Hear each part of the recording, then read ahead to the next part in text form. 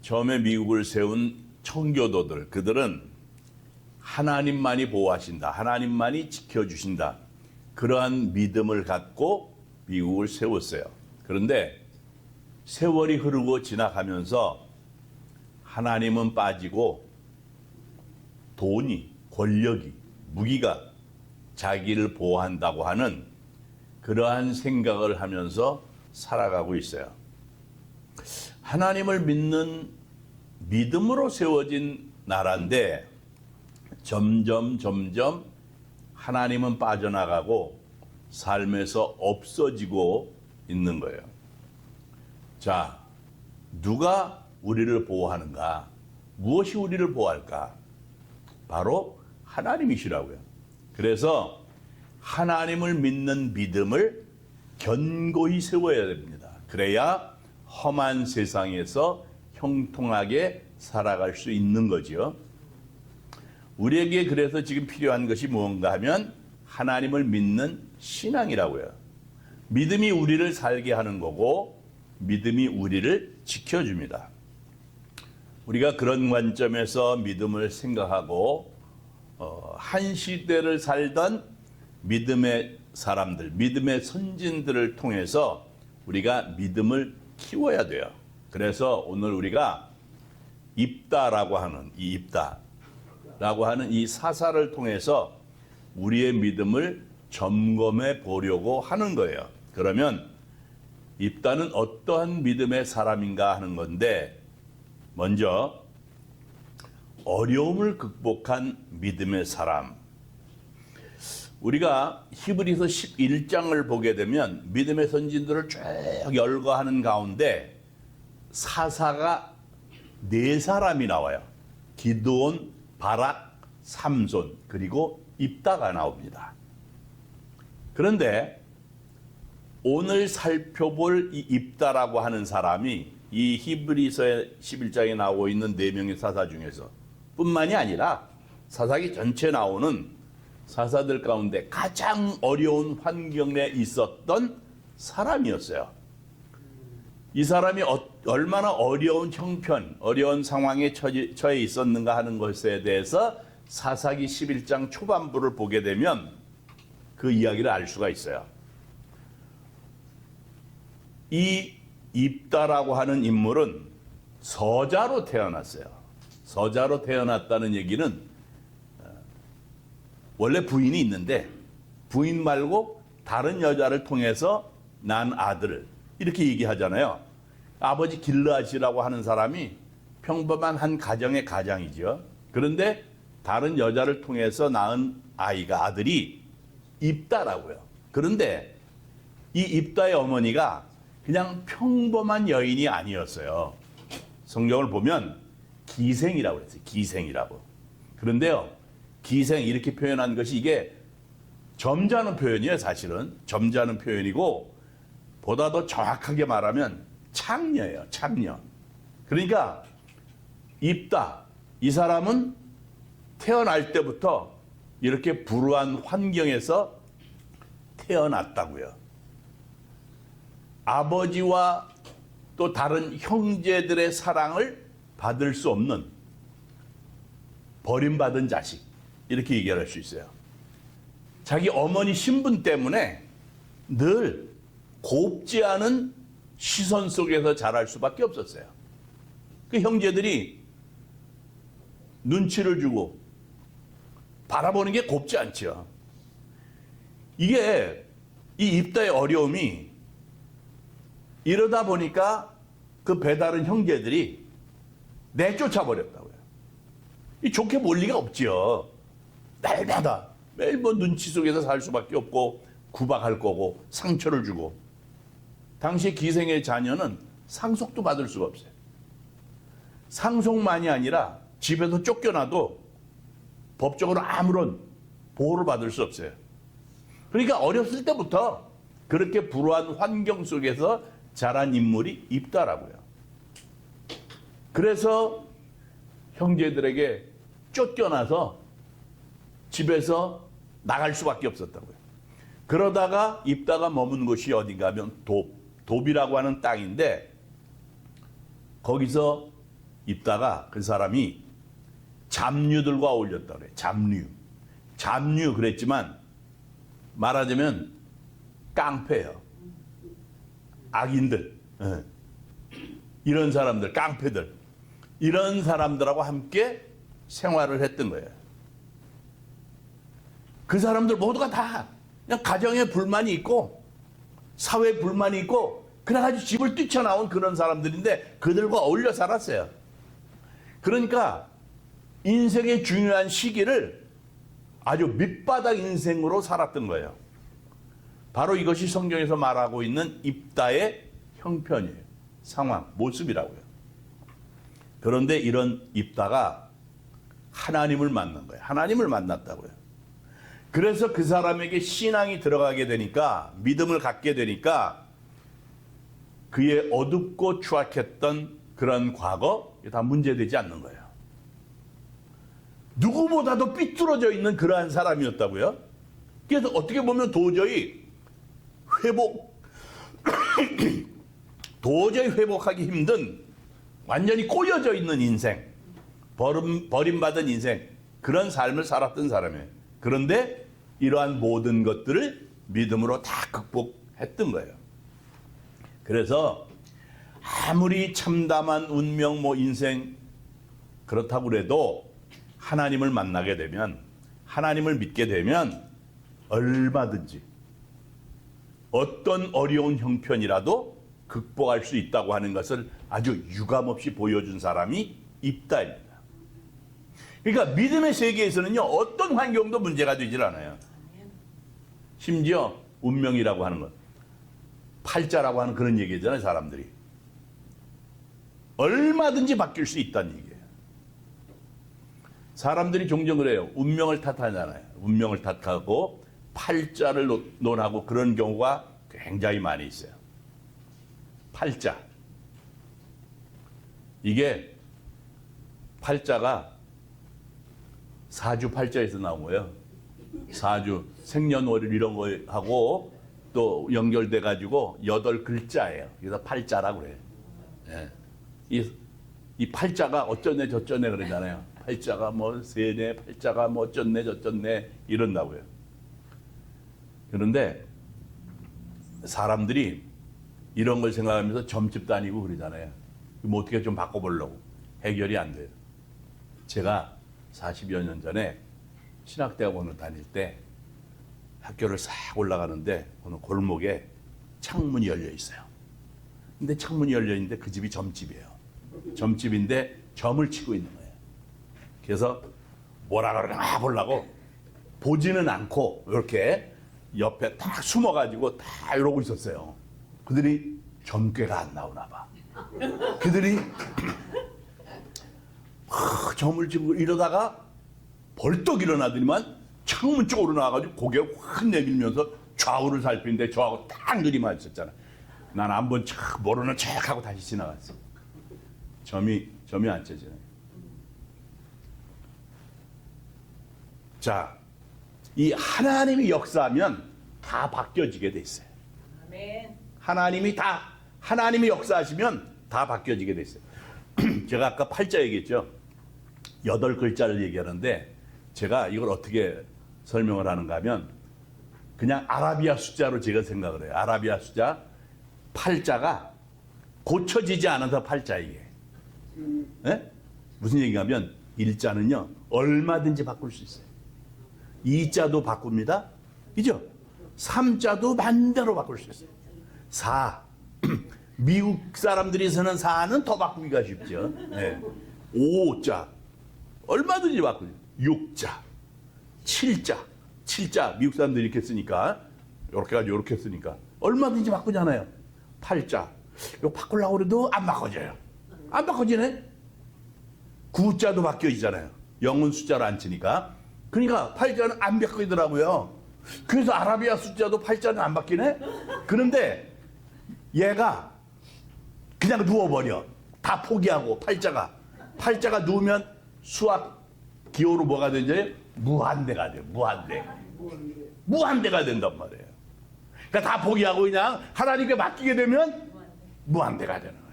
바뀐단 말이에요. 하나님이 역사하시면. 사람들이 자기의 처지, 형편, 막 이런 것들이 막 정해진 운명처럼 생각으로 체념하고 불평하고 부정적으로 사는 그런 사람 많잖아요. 그러나 믿음의 세계에서는 그렇지 않단 말이에요. 그런 것들이 문제가 되질 않는다고요. 예수 믿으면 얼마든지 그 팔자 다 걸치는 거예요. 운명도 바뀌는 거라고요. 실제로 우리들은 예수 믿어가지고 팔자 고친 사람들입니다. 운명이 바뀐 사람들이에요. 이 믿음은 이런 놀라운 힘이 있는 거예요. 자, 우리가 예수를 믿는 사람들인데 어려움이 많이 있어요. 예수 믿으면 늘 평안하게 모든 게 참 형통하고 잘 됐으면 좋겠어요. 요셉은 어디를 가든지 형통했다고 그러잖아요. 그래서 우리가 가는 곳마다 형통하고 우리 자녀들도 다 형통하고 만사가 평안하고 잘 되면 얼마나 좋겠어요. 그런데 그렇지 않단 말이에요. 오히려 믿지 않는 사람들보다 더 많은 어려움을 겪을 수가 있다고요. 실제로 그것이 우리의 삶이에요. 예수를 믿는데 왜 이렇게 힘들고 어렵지? 예수를 잘 믿으려고 하니까 사탄이 더 역사하지 사실은. 그런데 우리의 믿음은 그런 어려움들을 다 극복할 수 있는 놀라운 힘이 있다는 거예요. 다 극복한다는 거예요. 우리가 바로 이걸 믿잖아요. 그래서 믿음의 사람이 되는 거예요. 믿음의 세계라고 하는 것은 어려움이 없는 것이 아니라 어떤 어려움도 극복할 힘이 있는 거예요. 어려움 많은 게 우리 인생이에요. 우리 인생이 그래요. 눈물로, 한숨으로, 염려로 이게 사라집니까? 그걸 안고 살아가요. 그러나 아무리 힘들어도 믿음은 그 모든 어려움을 극복하게 한다는 거예요. 바로 이런 입다가 그런 사람이에요. 하나님을 만나고 나서요, 하나님을 전적으로 신뢰하는 그 믿음을 가지고 완전히 바뀌어진 사람이 입다입니다. 그 이스라엘의 사사가 됐잖아요. 그래서 우리는 믿음을 가지고 어떤 환경, 어떤 역경, 어떤 어려움도 다 극복해 나가야 되는 거예요. 두 번째로 입다는요, 약속을 지키는 믿음의 사람입니다. 사사로 부르심을 받고 하나님을 의지하고, 그래서 이스라엘을 힘들게 하는 암몬 족속과 싸움을 하게 되죠. 그런데요, 전쟁을 하기에 앞서서 하나님 앞에 입다가 약속을 해요. 그런데 하나님 앞에 약속하는 그 선을 하는 그것이 우리의 상식을 가지고는 도저히 이해할 수 없는 그러한 선을 한다. 그런 맹세 약속을 해요. 성급한 거죠. 만약 전쟁에서 돌아오게 되면 자기를 가장 먼저 마중 나온 사람을 하나님 앞에 번제물로 드리겠습니다. 이렇게 선을 했단 말이에요. 자, 먼저 마중 나온 사람을 번제로 드린다. 이게요, 아무리 당시의 사회적인 환경, 문화, 배경 그것이 그렇다 그래도 이해될 수 없고 용납될 수 없는 거예요. 사람을 번제로 드린다는 거 아니에요. 어떻게 그걸 이해할 수 있겠어요? 그런데 사실 그때 당시에 그런 제사가 있었단 말이에요. 형제들에게 쫓겨가지고 도비라고 하는 땅에 살면서 이방인들과 어울려 살다 보니까 그들의 관습과 사상에 물들어 있을 수 있지요. 그리고 암몬 사람들하고 암몬 족속과 싸워 전쟁을 하게 되고. 그런데 그 암몬 사람들 당시에 몰렉이라고 하는 우상을 숭배했단 말이에요. 신으로. 머리는 소로 돼 있고 몸은 사람. 그 신이라고 거기다가 아이를 제물로 드리잖아요. 아이를 제물로. 그래가지고 애를 제물로 삼으니 애가 얼마나 울겠어요. 막 말도 안 되니까 엄마 아빠 하면서 막 난리도 아니고 울겠지, 얘가. 그러니까 그 우는 소리가 사람을 힘들게 할 수 있죠. 그러니까 그걸 못 듣게 하려고 막 난리법석 막 노래 부르고 막 춤을 추고 막 시끄럽게 난리를 칩니다. 못 듣게 하는 거죠. 그래가지고 인신제사 하는 거예요. 그런 관습이 있는 거예요. 그걸 알아요. 보았어요. 그러니까 입다도 전쟁을 하면서 이방인들의 그러한 사상과 관습, 그게 자기들 모르게 물들어 있어서 성급하게 하나님 앞에 서원을 했던 거죠. 그런데요, 한 가지 분명한 게 있어요. 입다는 믿음의 사람이었다는 거예요. 그래서 입다가 성급한 서원을 한 거잖아요. 그런데도 이 사람이 끝까지 약속을 지킵니다. 오늘 성경의 내용이 그거예요. 본문의 내용이 그거예요. 전쟁에서 승리하고 돌아오는데, 집에 돌아오는데 가장 먼저 마중을 나와서 영접한 사람이 누군가 하면 무남동녀라는 거예요. 무남동녀. 딸 하나밖에 없어요. 이 가슴을 치고 통곡을 하잖아요. 그래서 입다가 35절에서 뭐라 그래요? 이걸 보고 자기 옷을 찢으면서 어찌할꼬 내 딸이여, 너는 나를 참담하게 하는 자요, 너는 나를 괴롭게 하는 자 중에 하나로다. 내가 여호와를 향하여 입을 열었으니 능히 돌이키지 못하리로다. 그랬어요. 성급한 서원을 했잖아요. 하나님께 성급하게 약속을 했잖아요. 그렇지만 하나님을 향해서 자기가 입을 열었기 때문에 돌이킬 수 없다고 얘기를 하는 거예요. 그래서 결국 사랑하는 딸, 그 딸을 희생시키게 되는 거예요. 그러니까 입다는 하나님께 약속한 것은 어떤 경우가 있다고 할지라도 지키겠다고 하는 확고한 의지가 믿음으로 나타났던 거예요. 그러니까 이것이 어쩌면 그 사람에게 나타나는 가장 특별한 모습이라고요. 믿음이 아니고는 도저히 받아들이기 힘든 일이에요. 이 사람이 이렇게 철저하게 약속을 지켰어요. 자, 믿음의 사람은 약속을 잘 지키는 사람이어야 돼요. 그 중요한 이유가 있죠. 하나는 대부분의 사람들이 약속을 소중하게 여기질 않기 때문에 그래요. 점점 사회가 그렇잖아요. 시대가 그래요. 점점 어려워지고 타락할수록 약속을 지키지 않습니다. 그래서 마음의 상처를 받고 마음이 상하고 힘들고 어려워지는 거라고요. 너무 쉽게 생각하죠. 그게 보편적인 우리 인간들의 문제잖아요. 그게 이 시대의 모습이라고요. 그래서 개인은 물론이고 뭐 공동체나 심지어 나라들도 제대로 지키지 않습니다. 약속이 어디 있어요? 아무리 막 도장 꽉 찍고 뭐 각서를 쓰고 막 사인을 꽉 한다고 그래도 지켜지지 않아요. MOU 뭐 이런 거 다 소용없어요. 네? 이런 시대를 살기 때문에 그 가운데서 믿는 사람들은 특별히 약속을 더 잘 지켜야 돼요. 어린아이에 간 약속이라도 잘 지켜야 되는 거고, 특별히 하나님께 대한 약속은 더더군다나 잘 지켜야 되는 거예요.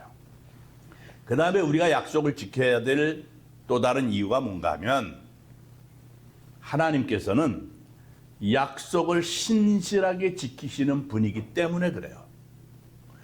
하나님께서는 처음부터 끝까지 계속해서 지금까지 끊임없이 하나님은 약속을 하시고요. 그 약속을 반드시 지키십니다. 성경을 구약, 신약 이렇게 얘기하잖아요. 약이 들어요. 약. 그냥 먹는 약이 아니라 약속을 얘기해요. 약속의 책이라는 얘기예요. 약속의 책. 사람들이 약속을 지키지 않는 데는 이유가 있어요. 단순히 잊어버려서 그럴 수도 있죠. 또 약속을 할 때하고 그 약속을 지킬 때하고 달라지는 게 뭔가 하면 마음이 달라져요. 마음이 변하는 거예요. 그래서 안 하거나 지키지 못합니다. 또 마음이 있는데 그것을 이행할 수 있는 능력이 없는 그런 때도 있어요. 그러나 하나님은 그렇지 않다는 거예요. 하나님은 어떤 말도 잊지 않으시고 언제나 변함이 없으시다는 거예요. 신실하신 하나님, 그래서 반드시 하나님께서는 약속을 지키세요. 우리는 그런 하나님을 믿는 하나님의 백성들이기 때문에 모든 약속을 잘 지켜야 되는 거예요. 우리가 사도행전 23장 1절을 보면 사도 바울이 선헤드린 공회에서 변명을 하는데 뭐라고 얘기를 하냐면 범사의 양심을 따라 하나님을 섬겼다고 그래요. 바울이 여러 군데서 양심을 얘기하거든요.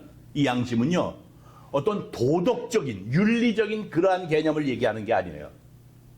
이거는 하나님이 우리를 다 보고 계시잖아요. 하나님 앞에 숨길 게 없습니다.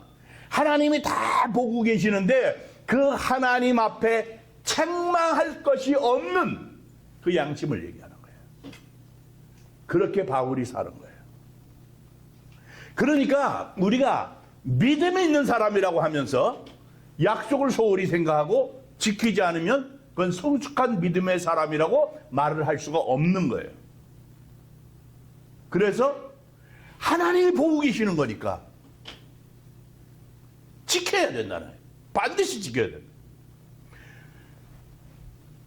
그래서 성급히 말하거나 행동할 그래서는 안 되는, 신중해야 되죠. 입다처럼 성급하게 서원을 해서도 안 돼요.